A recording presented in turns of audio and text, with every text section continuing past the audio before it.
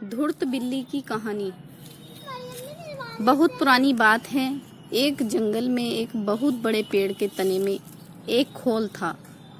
उस खोल में कपिंजल नाम का एक तीतर रहा करता था। हर रोज वह खाना ढूंढने खेतों में जाया करता था और शाम तक लौट आता था। एक दिन खाना ढूंढते ढूंढते कपिंजल अपने दोस्तों के साथ दूर किसी खेत में निकल गया और शाम को नहीं लौटा। जब कई दिनों तक तीतर वापस नहीं आया तो उसके खोल को एक खरगोश ने अपना घर बना लिया और वहीं पर रहने लगा। लगभग दो से 3 हफ्तों बाद तीतर वापस आया। खा खाकर वह बहुत मोटा हो गया था और लंबे सफर के कारण बहुत थक भी गया था। लौटकर उसने देखा कि उसके घर में खरगोश रहा है।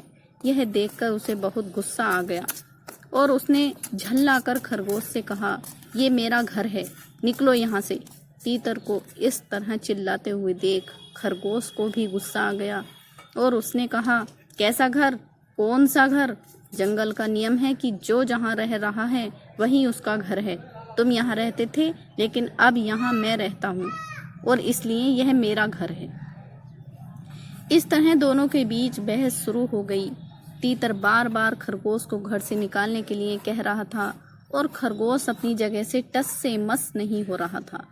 तब तीतर ने कहा कि इस बात का फैसला हम किसी तीसरे को करने देते हैं। उन दोनों की इस लड़ाई को दूर से एक बिल्ली देख रही थी।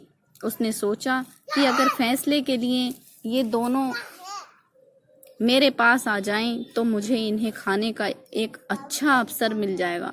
यह सोचकर वह पेड़ के नीचे ध्यान मुद्रा में बैठ गई और जोर जोर से ज्ञान की बातें करने लगी। उसकी बातों को सुनकर तीतर और खरगोश ने बोला कि यह कोई ज्ञानी लगती है और हमें फैसले के लिए इसके ही पास जाना चाहिए।